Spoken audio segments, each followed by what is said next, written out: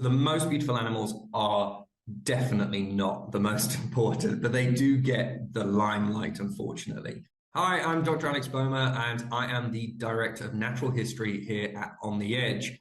So one stereotypically ugly animal within Europe that I think really needs a lot more attention kind of paid to it is the angel shark. They are, bless them, not the prettiest of sharks, but also because sharks naturally have this kind of air of scariness about them and elusiveness. Angel sharks can be found all over Europe, and they have an amazing role in their ecosystems. Their ecosystems are very delicately balanced, and them being a predator help to continue to preserve that balance. But unfortunately, their numbers are dwindling because they're just not getting the time and attention that they deserve.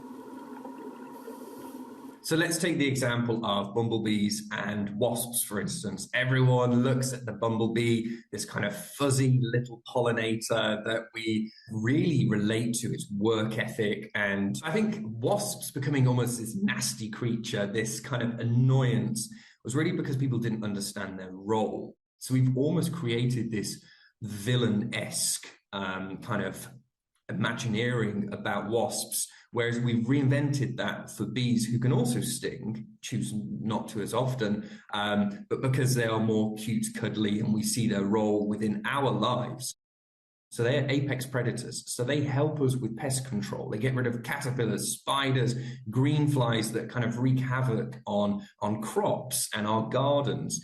And they need our attention just as much as those cuddly little chunky bees that we see campaigns about every day of the week.